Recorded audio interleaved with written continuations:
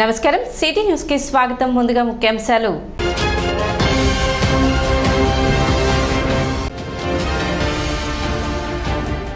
తెనాలిలో సందడి చేసిన కమిటీ కుర్రాళ్ళు చిత్ర బృందం.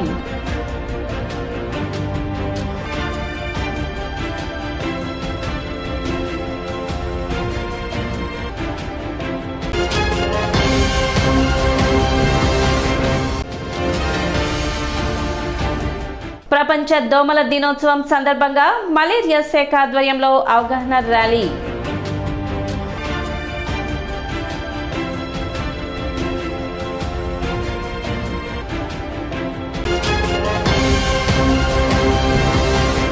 కమిటీ కుర్రాళ్ల చిత్ర బృందం మంగళవారం తెనాలిలో సందడి చేసింది. కొణిదెల నిహారిక నిర్మాతగా నూతన తారాగణంతో తెరకెక్కిన కమిటీ కుర్రోళ్లు సినిమా ప్రేక్షకుల ఆదరణ పొంది విజయవంతంగా ప్రదర్శిస్తున్న నేపథ్యంలో చేపట్టిన విజయోత్సవ యాత్రలో భాగంగా చిత్ర బృందం మంగళవారం తెనాలి విచ్చేశారు. నిర్మాత నిహారిక, దర్శకుడు వంశీ మరియు చిత్ర బృందం సభ్యులు తెనాలిలో చిత్రం ప్రదర్శింపబడుతున్న ప్రియా థియేటర్ కు విచ్చేసి అభిమానులను కలిసి సందడి చేశారు. 11 మంది హీరోలు, 4 హీరోయిన్లతో చిత్రీకరించిన సినిమాను విజయవంతం చేసినందుకు అభిమానులకు, ప్రేక్షకులకు చిత్ర బృందం కృతజ్ఞతలు తెలిపింది. చిత్ర బృందంతో పాటు జనసేన మహిళా నాయకురాలు రాయపాటి అరుణ ఉన్నారు. తెనాలి జనసేన పార్టీ నాయకులు, అభిమానులు వారికి ఘన స్వాగతం పలికారు.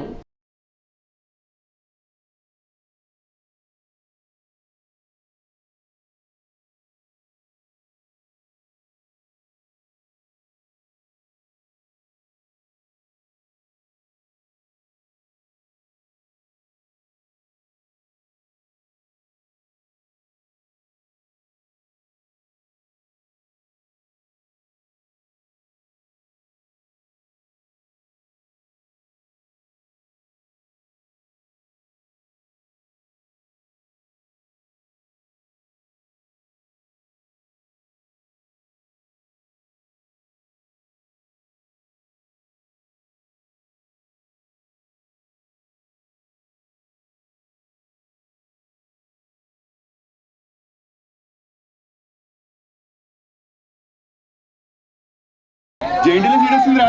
అవునా? ఆడికి 70,000 వచ్చింది కదరా ర్యాంక్. ఆడికి జేఎన్టీలో సీట్ వచ్చింది. మరి రవిగాడికి తక్కువ వచ్చినా వీడికి ఏలో రాలేదేంట్రా?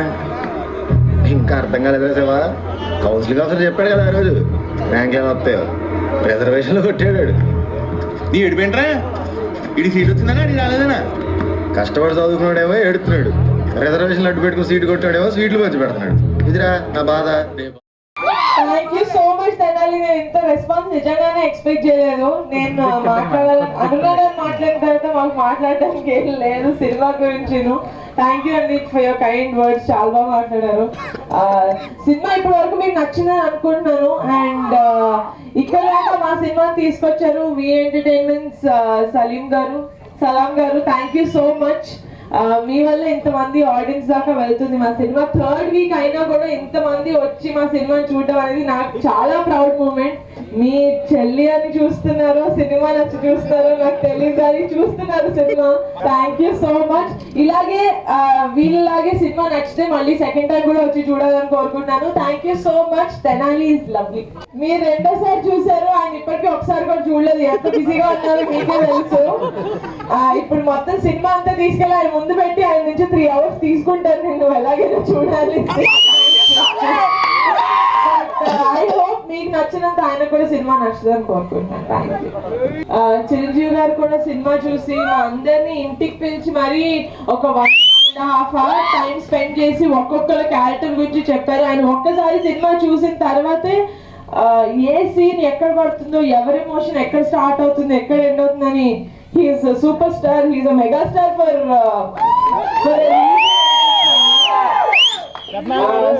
so lucky అండి. అంటే ఇంతమంది దగ్గరికి మా సినిమా వెళ్తుంది, ఇంతమంది పెద్దవాళ్ళు మమ్మల్ని సపోర్ట్ చేస్తున్నారు. నిజంగానే ఫ్యామిలీ అని సపోర్ట్ చేస్తున్నారని కాదు కానీ సినిమా నచ్చితేనే ఆయన ఇంటి వరకు పిలిచి మరీ సపోర్ట్ చేస్తారు. అది నాకు తెలుసు, నేను చాలా సినిమాల విషయాల్లో చూసాను కాబట్టి.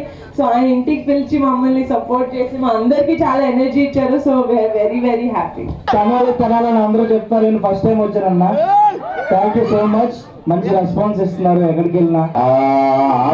నరసింహ థ్యాంక్ యూ అన్న, thank you so much. Thank you so much. ఇంత పెద్ద సక్సెస్ ఇచ్చినందుకు. మీరు వాళ్ళని ఇంట్రడ్యూస్ చేస్తారు. మన తెనాలి కుర్రాడు మన అసిస్టెంట్ డైరెక్టర్ గా కాస్ట్యూమ్ డిజైనర్ గా వర్క్ చేశారు. యోగేంద్ర గారు థ్యాంక్ యూ వాళ్ళందరికీ మా సినిమాని ఎంత పెద్ద సక్సెస్ చేసినందుకు. ఊర్లో కూర్చుని హైదరాబాద్ బెంగళూరు వెళ్ళిపోయిన ఫ్రెండ్స్ అందరికి అరే మనం అంత ఫీల్ అవుతున్నామో మీరు అందరూ ఫీల్ అయ్యారా? ఊర్లో ఉన్న వాళ్ళందరూ కంపల్సరీ అలాంటి సినిమా ఇది. చాలా మందికి చాలాలనుకుంటున్నాము. కొన్నిసార్లు మాకు థియేటర్లు దొరకలేదు. తెనాలంటిది ఇలాంటి ఊళ్ళో ఇంతమంది జనం వచ్చి సపోర్ట్ చేస్తున్నారంటే స్టేట్ మొత్తం మాకు కొంచెం సపోర్ట్ ఉంది. ఇంకా థియేటర్లు వచ్చి ఇంకా చాలా మందికి ఈ సినిమా చేరాలని, చిన్న సినిమా కాదు ఇది సినిమా అని చూస్తున్నారని నేను కోరుకుంటున్నాను. Thank you so much. యాక్చువల్గా నేను సినిమాలు తక్కువ చూస్తాను, నా గురించి తెలిసిన మీ అందరికీ తెలుసు ఆ విషయం. కానీ కేవలం మా అన్నయ్య కూతురు ప్రొడ్యూసర్గా ఉందని ఒకే ఒక కారణంతో అక్కడికి వెళ్ళిన తర్వాత నాకే కాదు ప్రతి ఒక్కరికి కనెక్ట్ అయ్యే క్యారెక్టర్ ఆ సినిమాలో ఉంది. ఎవరో ఒకరికి ఎక్కడో చోట కనెక్ట్ అయ్యే క్యారెక్టర్ ఉంది చిన్నప్పటి నుంచి. అట్లాగే ఇంకో కాంట్రవర్సీ భయం ఏం పెట్టారంటే నాకు ఈవెన్ ఇంటర్వ్యూలో కూడా నేను బయటికి వెళ్ళాను. డైలాగ్ మిస్ అయితే కనెక్టివిటీ మిస్ అవుతాను. రేపు కాంట్రవర్సీ అయితే నేనే కూర్చోవాలి టీవీలో భయపడి బయట కూడా వెళ్ళలేదు. ఏంటంటే ఆల్రెడీ ఎస్సీ వర్గీకరణ మీద మొత్తం ఇండియా అంతా పెద్ద దుమారం జరుగుతుంది. వీళ్ళు నెక్స్ట్ సీన్ అదే మీరు ఇప్పుడు సగమే చూసారు. దాని తర్వాత అదే స్టార్ట్ అయింది రిజర్వేషన్ అనే కాన్సెప్ట్ మీద. అక్కడి నుంచి స్టార్ట్ అయ్యి ఇంకందరూ ఏడిపించి చివరిలో చాలా పర్ఫెక్ట్ గా ల్యాండింగ్ చేశారు నిజంగానే సినిమాని. ఎంత సమాజంలో ఎలాంటి సిచ్యువేషన్స్ ప్రజెంట్ ఉన్నాయో వాటన్నింటినీ మన కళ్ళ ముందు ఉంచారు ఈ సినిమా ద్వారా. మెసేజ్ ఓరియంటెడ్, అట్లాగే ఇప్పటివరకు అందరు నవ్వుకున్నారు కదా బాగా మీ గతం అంతా గుర్తొచ్చేసి. అట్లాగే కామెడీ, రిలేషన్షిప్, ఫ్రెండ్షిప్ కి ఎంత వాల్యూ ఉంది, ఫ్యామిలీస్ కి లవ్ కి ఎంత వాల్యూ ఉందని ప్రతి క్యారెక్టర్ లో చూపించారు. రాజకీయాల్లో మన ఆస్పిరేషన్స్ ఎలా ఉంటాయి ఓటర్ గా, చివరికి ఓటేసేటప్పుడు ఎట్లాంటి వాటికి కక్కుర్తిపడి సమాజాన్ని నాశనం చేస్తాం మనం అనే ప్రతి విషయాన్ని కూడా సినిమాలో ప్రతి చోట చూపించారు. యువత దేశంలో ఎలాంటి వాళ్ళు ఉండాలి, ఎట్లాంటి వాళ్ళు అవసరం. మంగళవారం ప్రపంచ దోమల దినోత్సవం సందర్భంగా మలేరియా శాఖ ఆధ్వర్యంలో అవగాహన ర్యాలీ నిర్వహించారు. ఈ ర్యాలీని ఉప వైద్య ఆరోగ్య శాఖ అధికారి డాక్టర్ ఈరుగుల అన్నపూర్ణ ప్రారంభించారు. ఎస్ఆర్బి మరియు మార్తా నర్సింగ్ కాలేజ్ విద్యార్థినులతోనూ కొత్తపేటలోని మున్సిపల్ బాలుర ఉన్నత పాఠశాల ఎన్సీసీ విద్యార్థులతోనూ వార్డు హెల్త్ సెక్రటరీస్, ఆశా కార్యకర్తలు, మలేరియా ఫైలేరియా సిబ్బందితోనూ భారీ ర్యాలీ నిర్వహించారు.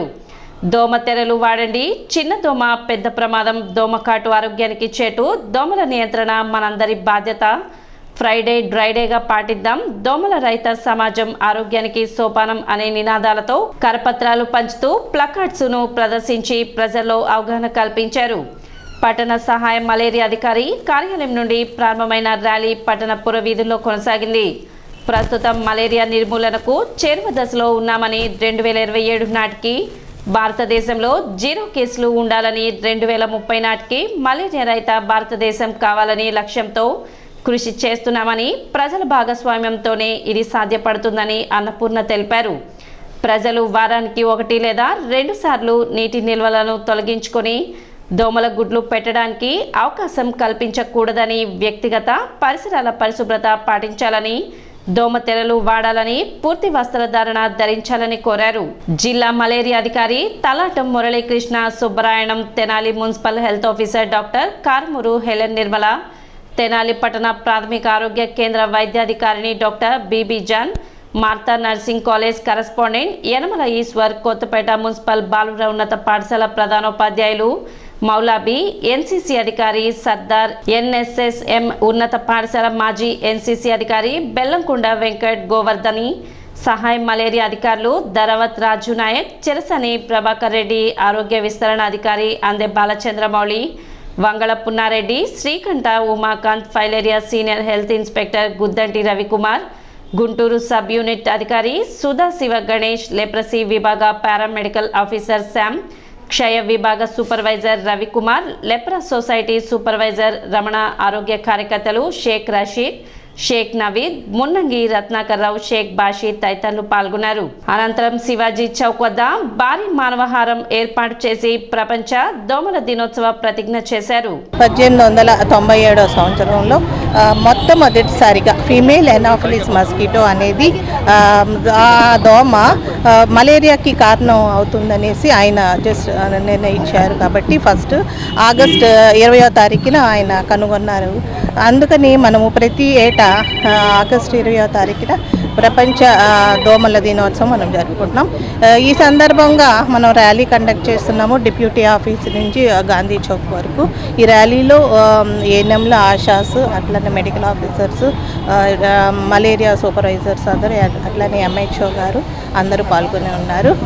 ముఖ్యంగా ఈ దోమల దినోత్సవం ఒక ముఖ్య ఏంటంటే అవేర్నెస్ క్రియేట్ చేయటం, ప్రజల్లో అవేర్నెస్ అంటే దోమల వలన మనకి ఏమేమి రోగాలు వస్తాయి, వాటిని నివారించుకోవటం ఎట్లా అనేది మనం దీనివల్ల పెట్టుకున్నాము. మెయిన్గా ఏంటంటే దోమలు కుట్టకుండా చూసుకోవాలి, అట్లనే దోమలు కుట్టకుండా కూడా చూసుకోవాలి.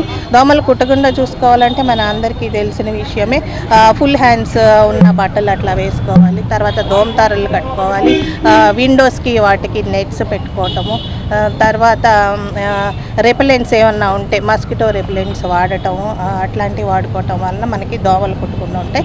మెయిన్ మనకి దోమ కుట్టకుండా కాకుండా దోమ యొక్క పుట్టకుండా చేయటమే మన యొక్క ముఖ్య ఉద్దేశం.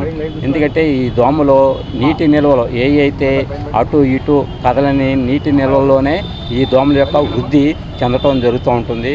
అటువంటి నీటి నిల్వల్ని తొలగించి తద్వారా మనం దోమల యొక్క నిర్మూలన చేయటం ద్వారా మనకి ఈ డిసీజ్ దోమ ద్వారా వచ్చే వ్యాధులని అరికట్టడానికి అవకాశం ఎక్కువ ఉంటుంది.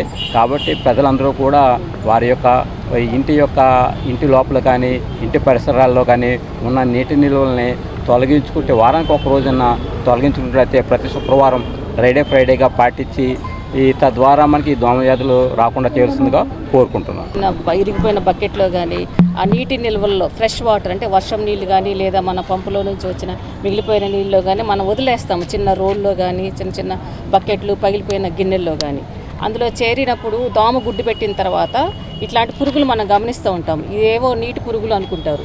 ఇలాంటి పురుగులు మనం గమనించినప్పుడు మనం ఏం చేయాలంటే ఆ నీళ్ళని వంపేయటం అంటే కాలువల్లోకి వంపేయకూడదు. నీళ్ళున్న దాంట్లో వంపేస్తే అవి మళ్ళీ బతుకుతాయి. నేల మీద వంపేసి అది పొడిగా ఉన్న నేల మీద వంపేస్తే కనుక ఈ లార్వాకి ఆక్సిజన్ నీరు అందక ఇది చనిపోతాయి. సో కాబట్టి మీ ఇంటి చుట్టుపక్కల ఎప్పుడైనా కానీ ఇలాంటివి గమనిస్తే ఆ నీళ్ళని వెంటనే ఖాళీ చేసేయాల్సిందిగా నేను మనవి చేసుకుంటున్నాను. అలాగే మనం ఎండాకాలంలో వాడేసిన కూలర్లలో మనం కుండీలు పెట్టుకుంటాం, కుండీల కింద ప్లేట్లు పెడతాము, కొన్ని గాజు బాటిల్లో మనీ ప్లాంట్లు పెడతాము. ఈ మనీ ప్లాంట్లు పెట్టిన వాటర్ కూడాను వారానికి ఒకసారి కంపల్సరిగా మనం మార్చుకోవాలి. లేదంటే ఇలా దోమలు గుడ్లు పెట్టి ఈ లార్వా అనేది ఉత్పత్తి అవుతుంది. పట్టణ కాంగ్రెస్ పార్టీ ఆధ్వర్యంలో మాజీ భారత ప్రధాని దివంగత నేత రాజీవ్ గాంధీ జయంతి ఘనంగా నిర్వహించారు. పట్టణ మారిస్పేటలోని పార్టీ కార్యాలయంలో తెనాలి నియోజకవర్గ Congress party incharge doctor Chandu Sambasivudu ఆధ్వర్యంలో రాజీవ్ గాంధీ చిత్రపటానికి పూలమాలలు వేసి నివాళులు అర్పించారు. 21వ శతాబ్దిలో దేశాన్ని కొత్త దిశగా నడిపించి దిశానిర్దేశం చేసిన వ్యక్తి రాజీవ్ గాంధీ అని, దేశ ప్రధానిగా ప్రతిపక్ష నేతగా యువతరంలో శక్తివంతమైన మార్పులను కాంక్షించారన్నారు. తనకు ఇష్టమైన ఇన్ఫర్మేషన్ అండ్ టెక్నాలజీపై దృష్టి పెట్టి దేశాన్ని అంతర్జాతీయ స్థాయిలో ఎదిగేలా చేశారన్నారు. కార్యక్రమంలో కాంగ్రెస్ పార్టీ నాయకులు, కార్యకర్తలు పాల్గొన్నారు. మన భారతదేశపు పూర్వ ప్రధానమంత్రి, మా కాంగ్రెస్ పార్టీ అగ్రనాయకులు శ్రీ రాజీవ్ గాంధీ గారి యొక్క 80వ జన్మదినోత్సవం. దేశం మొత్తం కూడా రాజీవ్ గాంధీ గారి పేరు తెలియనాలు లేరు. రాజీవ్ గాంధీ గారు ఒక ప్రధానమంత్రికి మనవడు, ఒక ప్రధానమంత్రికి కొడుకు. అలాగే కాంగ్రెస్ పార్టీ అగ్రనాయకులే కాకుండా మన దేశానికి ఇన్ఫర్మేషన్ టెక్నాలజీ రంగాన్ని పరిచయం చేసి మన దేశాన్ని 1980లోనే 21వ శతాబ్దంలోకి ఇన్ఫర్మేషన్ టెక్నాలజీగా తీసుకెళ్ళినటువంటి వ్యక్తి. మీ చిన్నపిల్లలకి తెలవదాం కానీ అంతకుముందు మన తెనాలి కాదు గుంటూరులో కూడా 80కి ముందు టీవీలు అనేది ఎవరికి తెలియదు. ఏదో కొద్ది నలుగురైదులో గుర్తుపెట్టుకోండి, బిలో 10 ఇళ్లలో ఉండేయం కానీ ఎక్కడ టీవీలే ఉండేవి కాదు. రాహుల్ గాంధీ గారు ప్రధాని అయిన తర్వాత అసలు టీవీలు ఏంటి, కంప్యూటర్స్, ఈనాడు మేము ఐటీ అని చెప్పుకుంటున్నారు కొంతమంది ప్రాంతీయ నాయకులు. వీళ్ళందరికీ తెలవక ముందు ఇన్ఫర్మేషన్ టెక్నాలజీ కంప్యూటర్ని తీసుకొచ్చి ముందు భారతదేశంలో విరిగా ప్రచారం చేసి ఐఐటీలను ప్రోత్సహించిన వ్యక్తి రాజీవ్ గాంధీ గారు. శరద్ పవార్ గారు అప్పుడు కంప్యూటర్ బాయ్ అన్నాడు. ఆ రోజుల్లో కూడా మహారాష్ట్ర ముఖ్యమంత్రి ఉన్నారు శరద్ పవార్ గారు. అన్నిటికంటే ముందు మన దేశ సమైక్యత సమగ్రత కోసం తన ప్రాణాలను అర్పించినటువంటి వ్యక్తి రాజీవ్ గాంధీ గారు.